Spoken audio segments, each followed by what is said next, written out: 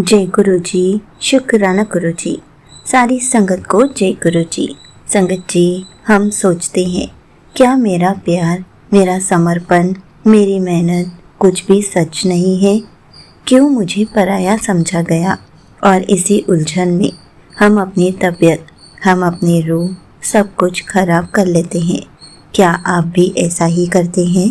तो चलिए इसी पर एक आंटी जी का सत्संग सुनाती हूँ, जिसमें उन्होंने इस बात को बहुत अच्छे से एक्सप्लेन किया है। ये सत्संग पूरा ज़रूर सुनिएगा, आपको बहुत अच्छे आंसर्स मिलेंगे। तो चलिए आंटी जी का सत्संग सुनाती हूँ। संगत जी, मेरा नाम सरिता है।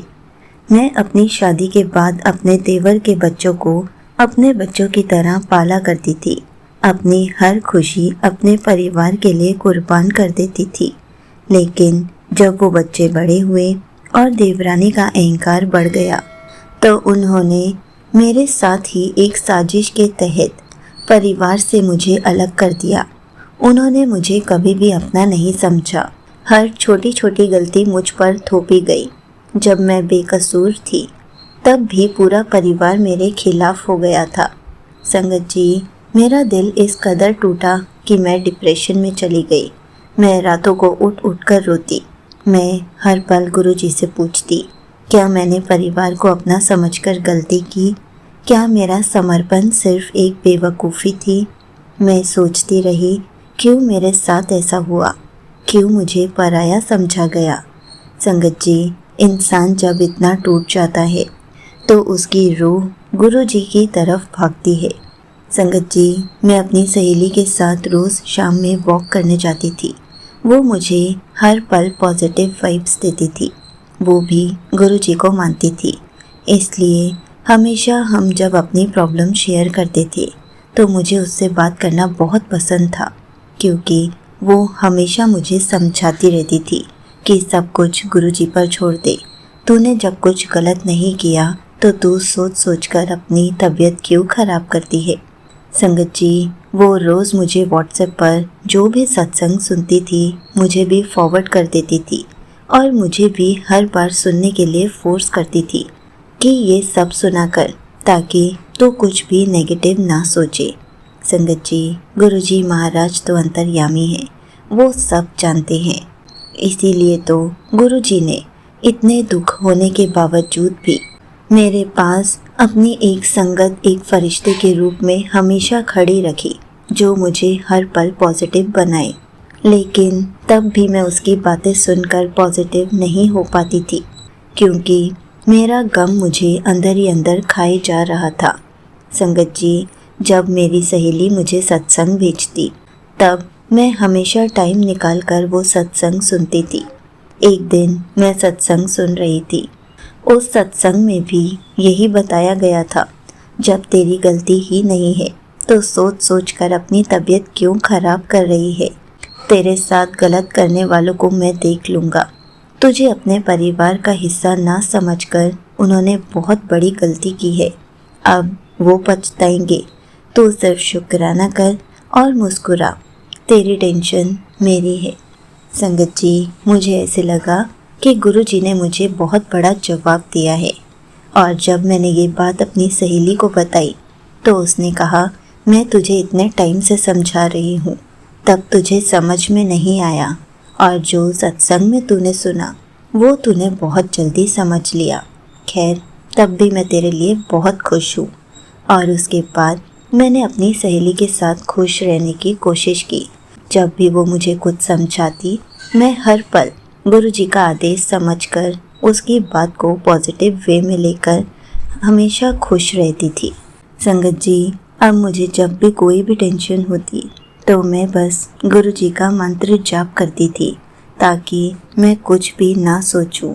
सब कुछ, सारी टेंशन गुरुजी को सरेंडर कर देती थी, क्योंकि अब मैं गुरुजी पर पूर्ण विश्वास करने लगी थी कि अगर मैं ज़्यादा सोचूंगी तो मेरी तबीयत खराब हो जाएगी।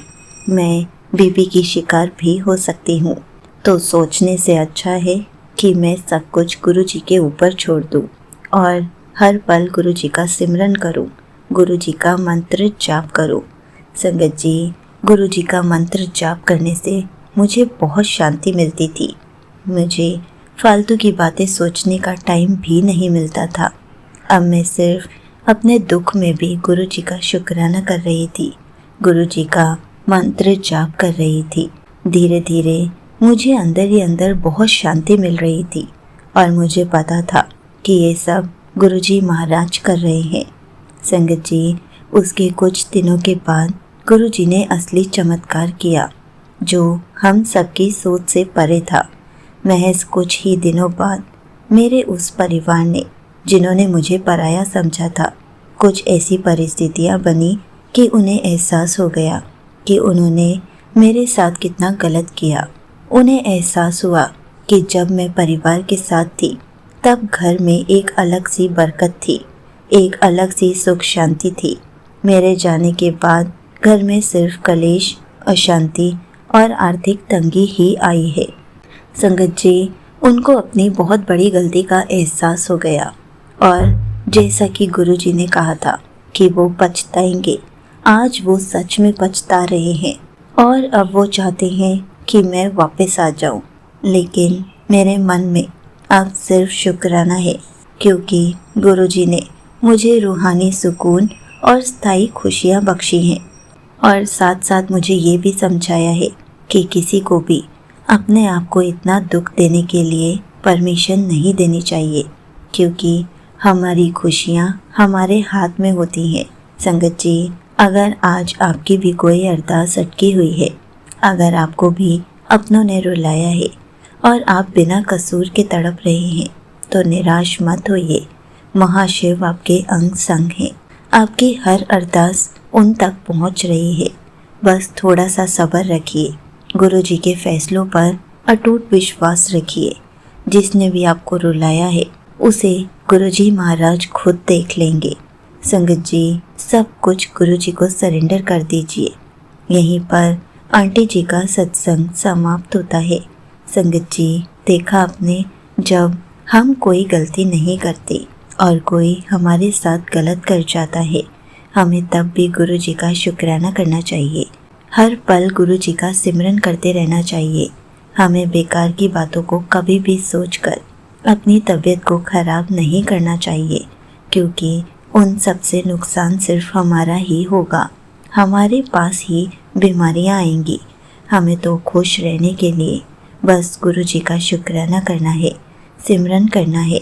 अपनी सारी टेंशन्स को, सारे स्ट्रेस को गुरुजी को सरेंडर कर देना है और हमें बस खुश रहने की कोशिश करनी है और थोड़ा सा सब्र बनाए रखना है क्योंकि जिसने आपके साथ गलत किया है, गुरुजी उनको खुद देख लेंगे। आप बस सब्र बनाए रखिए, शुक्राना करते रहिए, हर पल गुरुजी का सिमरन करते रहिए और गलती से भी स्ट्रेस मत लीजिए, नहीं तो आपकी तबीयत पे बहुत इफेक्ट पड़ेगा। जय गुरुजी, शुक्राना गुरुजी।